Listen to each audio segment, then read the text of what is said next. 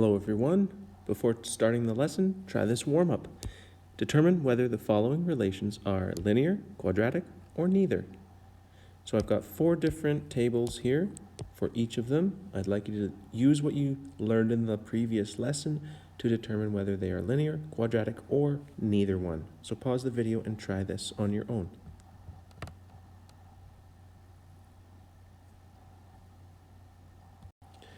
Well, if you find the first and second differences, this is what you get. If the first differences are all equal, then you know you have a linear function. If the second differences are all equal, then you know you have a quadratic function. If neither the first nor the second differences are equal at all, then these are neither linear nor quadratic. In this lesson, we're going to revisit the idea of transformations, but we're going to focus on transformations of quadratics. Quadratic functions. We're going to use transformations to draw the graphs of quadratic functions. I'm going to remind you of what the transformations are and how you can determine which transformations apply to your particular function. Remember, the parent function for any quadratic relation is y equals x squared. F of x equals x squared. If you insert numbers into different spots in the equation, that tells you what kind of transformation you're doing.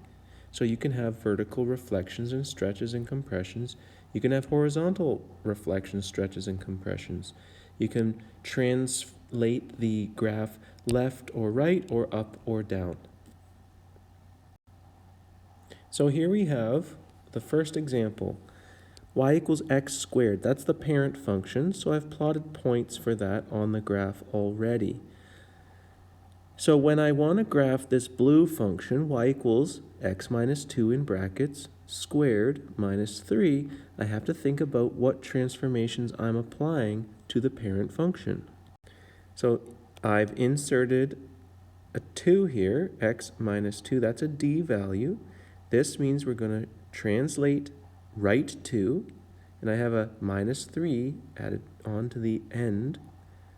That's your c value. That means we're going to translate down 3.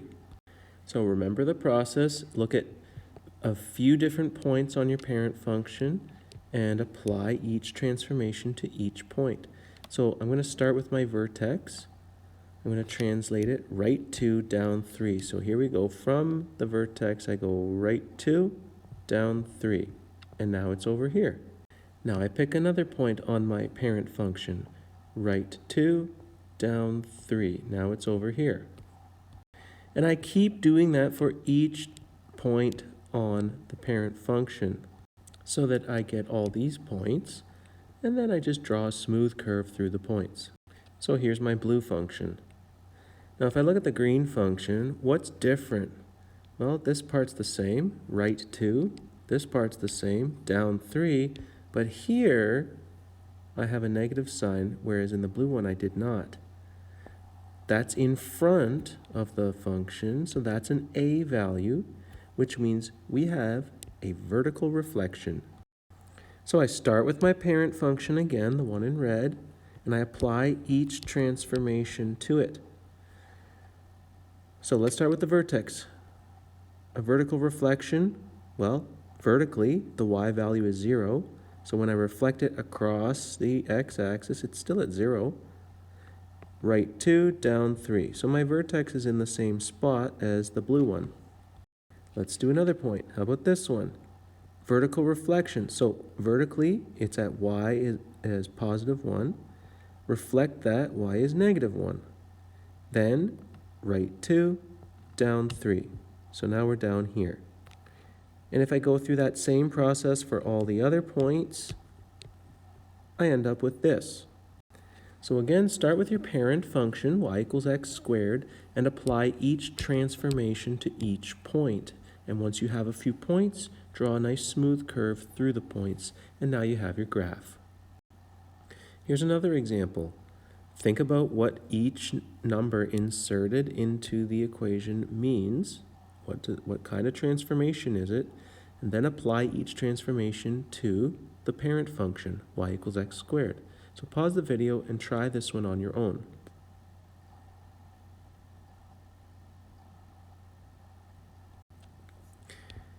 The 1 over 2 is an a value, so you're multiplying all of your vertical values by a half, which means they're going to be half as much. They're being compressed.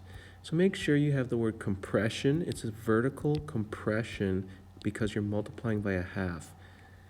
So when I apply that to this, well, this point here has a y value of 1. Compress that, multiply it by a half, now it's down here, half as much. Then left 2, up 1, we're over here. And you do the same for each point. A vertical compression times a half, left 2, up 1, and you end up with this graph. Here's another one to try. So we've got minus 3 in front of the x squared, then we have plus 9 at the end. Figure out what transformations are being applied and apply them to the parent function and get your new graph. So pause the video and try this one.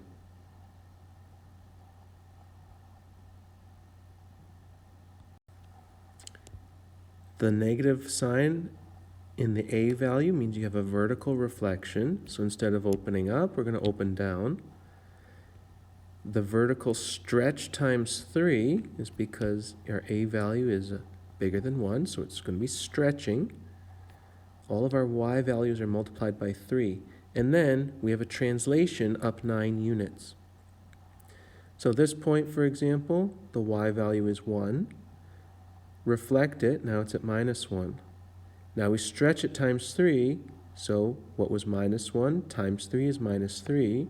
So now we're down here. And then up 9 units. 1, 2, 3, 4, 5, 6, 7, 8, 9. That's where that point ended up. And you do the same to all the different points that you have on your parent function, and you end up with this blue graph.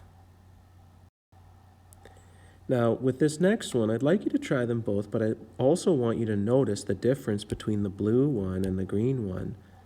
Here, the 2 is in front of the x squared. Here, the 2 is inside the squaring function. So as far as transformations go, I want you to see what the difference is. So pause the video and try this and see how you do.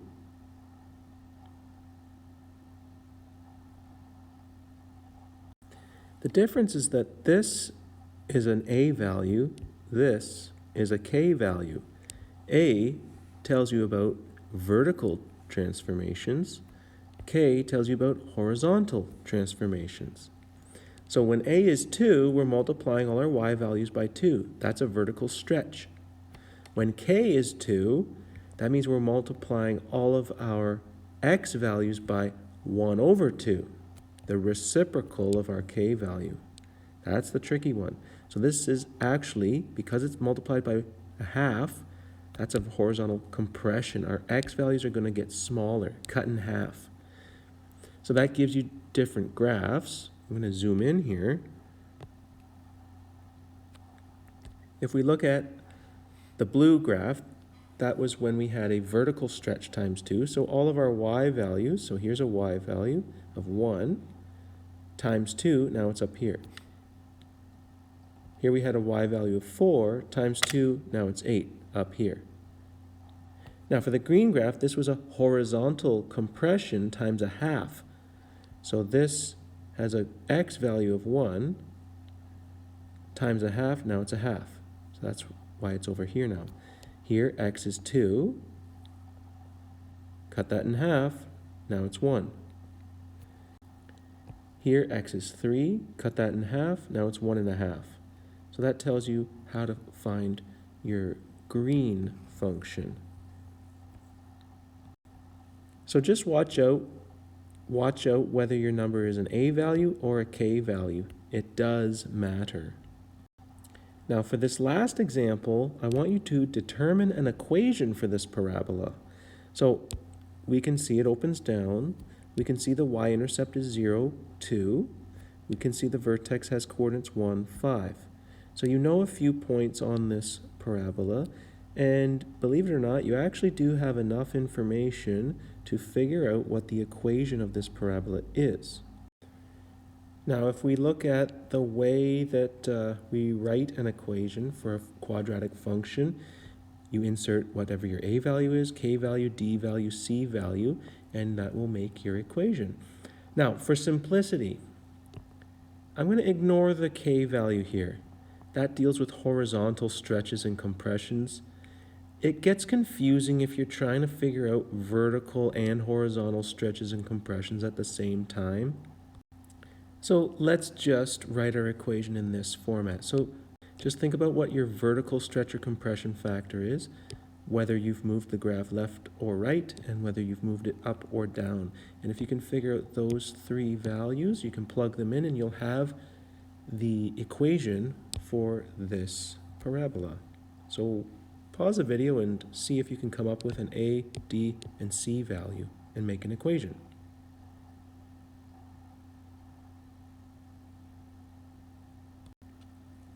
It's actually pretty simple once you get the hang of it. Think about your parent function. The vertex was at 0, 0. So where's the vertex now? Well, it went right 1, up 5. So that tells you what to put here and here in your equation. Now we have to figure out what the a value is. Well, I know it's negative because my parabola opens down instead of up, so I know it's negative. Now where did I get the 3 from? Well, I looked at what I'm calling the first step. From the vertex, go out 1 horizontally. How much do you have to count to get back to the curve? 3. So the first step is 3, and that actually ends up being my a value. And because I'm going down instead of up, it's negative, not positive. And that's a little trick so you can figure out your a value from a graph. Just look at what's the first step. Go out 1 from the vertex. How much do you have to go back to the curve? And that's your a value. Okay, so from a graph, we developed an equation for this parabola. And now it's time to practice. So page 56 in the textbook, a few questions. These all deal with transformations and interpreting graphs and equations. So if you have any issues, please reach out and I'll do my best to help.